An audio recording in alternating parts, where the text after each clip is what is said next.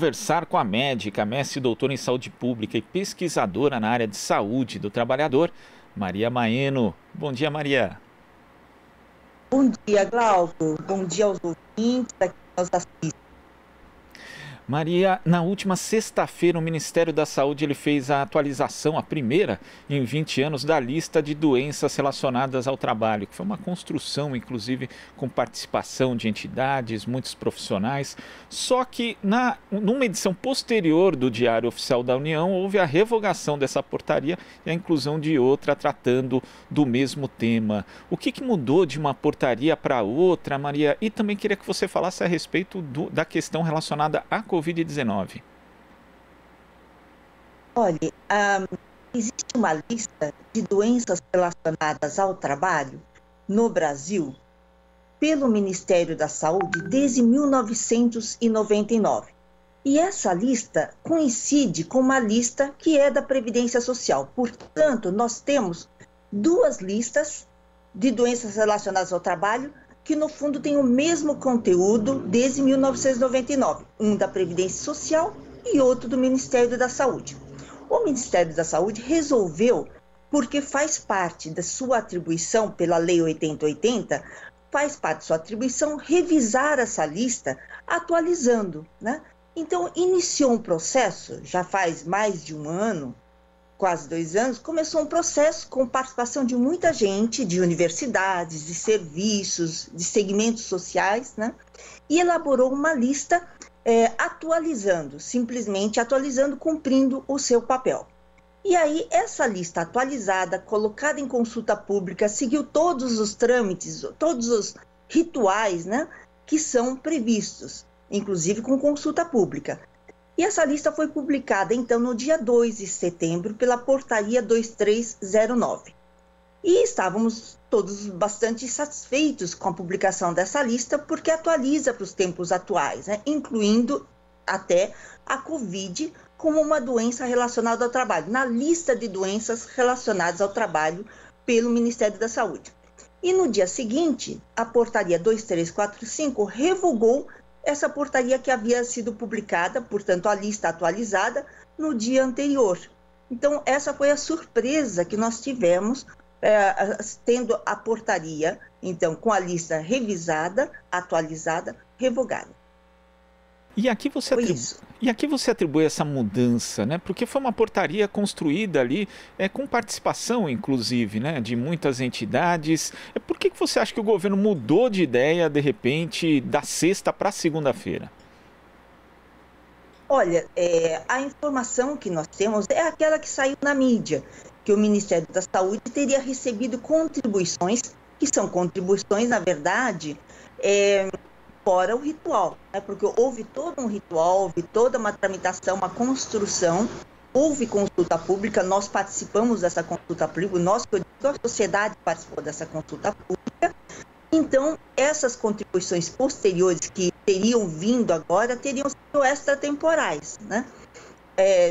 Vários de nós tínhamos até nos lembrado, puxa, nós esquecemos de tal doença ou tal doença, mas vamos esperar um outro momento para participarmos novamente de um outro processo de revisão.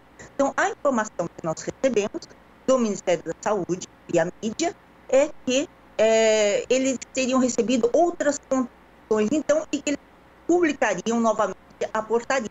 Mas até o momento, que eu saiba, não foi publicado novamente outra.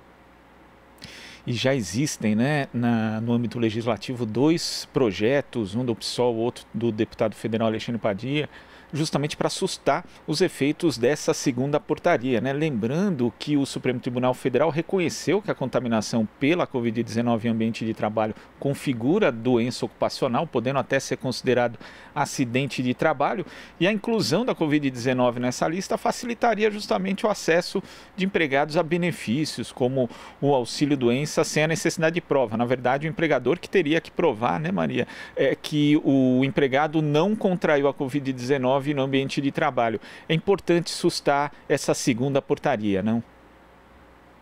Olha, em relação à Covid, você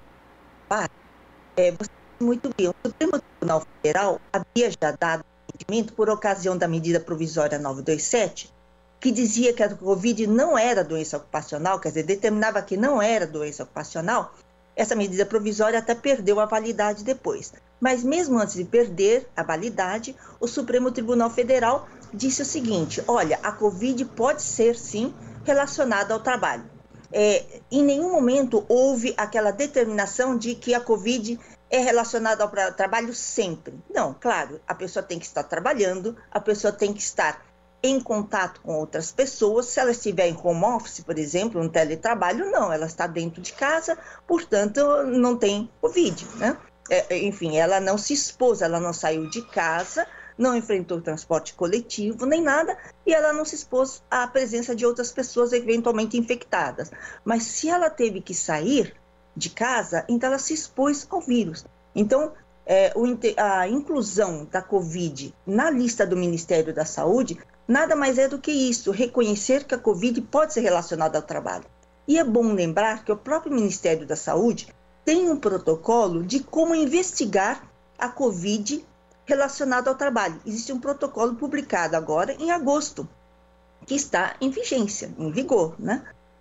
E vamos lembrar também que a Previdência Social, ela mantém a lista de doenças relacionadas ao trabalho, né, que é de 1999, que não incluiu a Covid, porque não existia a Covid, mas, ao mesmo tempo, a Previdência Social, a cada doença, aquela lista não é uma lista exaustiva, não é uma lista que esgotou todas as possibilidades. De forma alguma, a Previdência Social pode ainda reconhecer a Covid como uma doença relacionada ao trabalho, assim como o Ministério da Saúde e o SUS, porque existe esse protocolo publicado em agosto.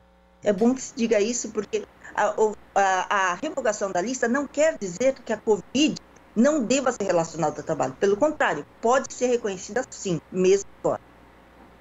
E é importante garantir isso, né, Maria? Porque muitas vezes a Covid, mesmo depois que a pessoa se cura, ela tem que fazer o tratamento relacionado ali às sequelas, às consequências da doença. Então é importante garantir o acesso das pessoas ao benefício previdenciário. Não, as importâncias são enormes, né? Porque, primeiro, quando você relaciona, né, a Covid de uma pessoa ao trabalho, ao ambiente de trabalho onde ela estava, você permite-se que o Sistema Único de Saúde cumpra uma outra função também, que é de vigilância dos ambientes de trabalho.